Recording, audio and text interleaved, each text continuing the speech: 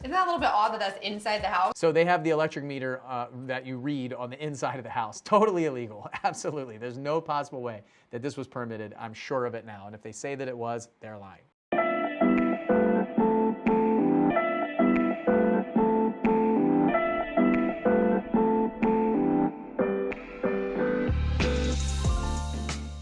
So on this video, we're gonna follow yet again our best friend. He is our, it seems like he's our best friend with this whole series. Tarek finds a potential profitable house listing, and together with him and Christina, they decide to check it out in person. But once they step foot in this property, they realize the price is on the low end. It's a little bit different from what they thought they saw in the ad.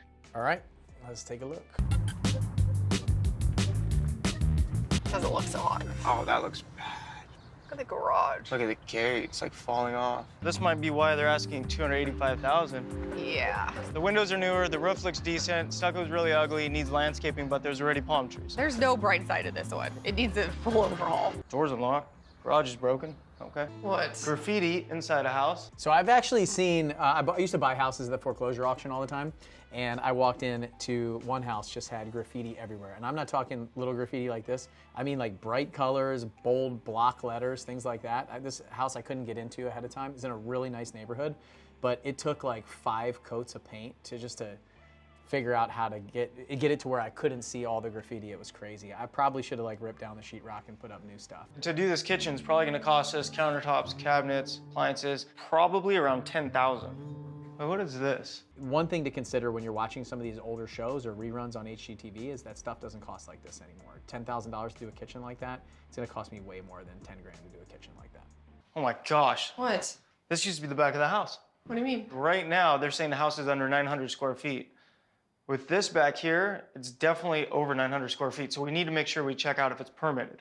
Because So this is pretty typical. You're gonna see this from time to time. When you look at the county records or the actual records, you might see smaller square footage than what you actually see in person. And some of that might be non-permitted square footage. And this is something that comes up from time to time. If you can't get it permitted or they won't grandfather it in and things like that, they might actually make you rip it all out, and it's gonna cost you more money to finish that wall on the inside. this extra square footage right here could add 40,000. Hello? So he's right. The extra square footage can definitely add money if you can get like unpermitted, or you can find out that it was permitted, and every other investor is looking at like a 900 square foot house, but it's a 1,500 square foot house.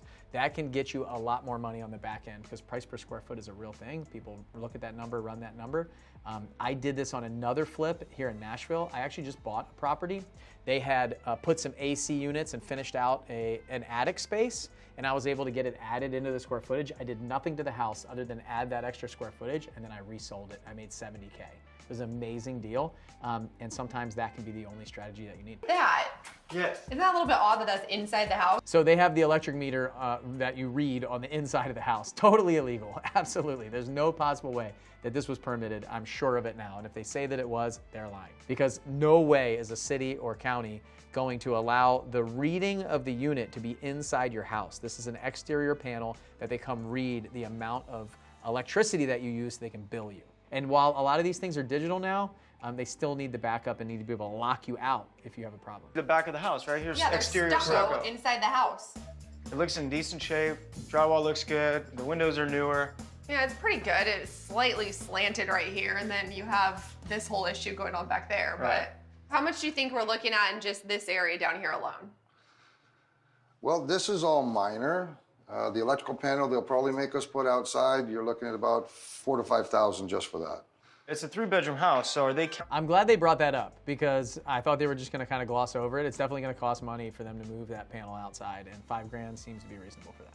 counting this as a bedroom? Are they counting this as one of the bedrooms? Hey, what do you think, Frank? Do you think there's a problem with the roof? Yeah, a little bit. You can see the sky. That's not good. This whole back part of the house is really funky, but I hope we can keep it. So this is a huge expense right here. I mean, here there's really no option other than if we got this house, what would we do? Just come in here and demo everything? The original door is cool, but...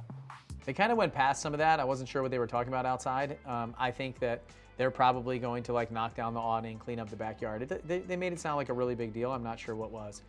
If you have to jack up some of that concrete or something, it could be a cost, but it just kind of looked like cleanup to me. The rest are gone. Someone took all the original doors. Gosh. What? Blech. Oh. Tiny, tiny back. Going into like thousands of these houses at this point in my career, I can just like smell through the TV what that smells like. It is just nasty. These houses are absolutely gross, but that's where the money is.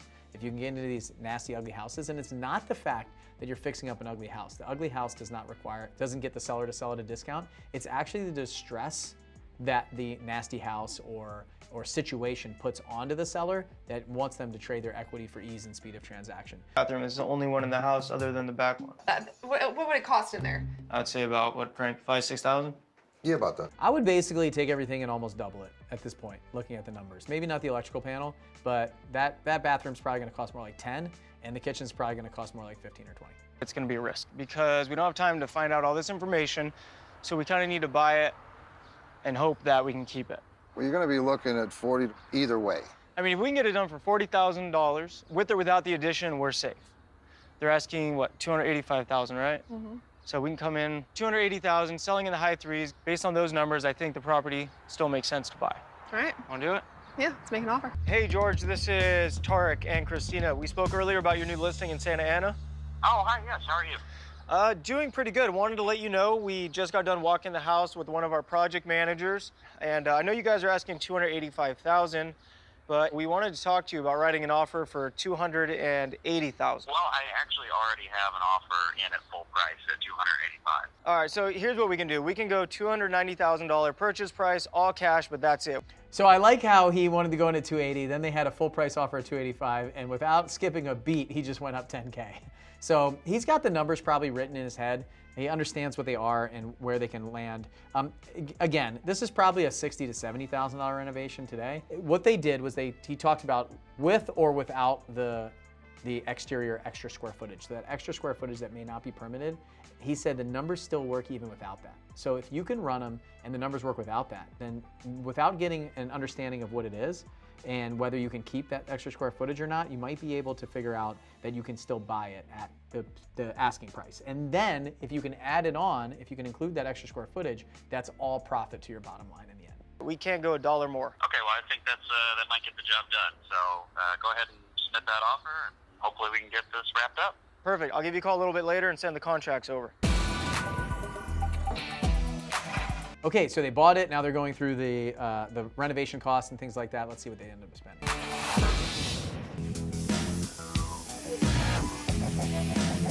So the good things about our house, brand new house, huge backyard, and there's no inventory in the area. So there's not other homes available for buyers to look at. So I think in this... So I can see their investment is $350K. So from they went at 290, so they got 60K into it. So that's got to be rehab costs, some holding costs, things like that. Let's see if they go through the numbers. Situation, we can push the envelope and come in at $419,900. That's $30,000 above the highest comp. What do you guys think about the house? This is ready to move in. Like, let's put all of our furniture in and this is home. Let's do this. Why don't you think about it? And if you want to place an offer, just give us a call. I do want to place it. Oh, you do want to place Yes. an offer? Okay, we'll talk. I will. If you look at this house, they actually did a really good job. Like, it looks really nice. They've always done really great jobs on these properties at the end. That's really what it is. It's the wow factor when people walk in. So $30,000 above the highest comp. Let's see if they show the numbers of what they sold it for. House. Yeah. What do you think? $419,900. Hopefully we get it. I think we'll get an offer, actually.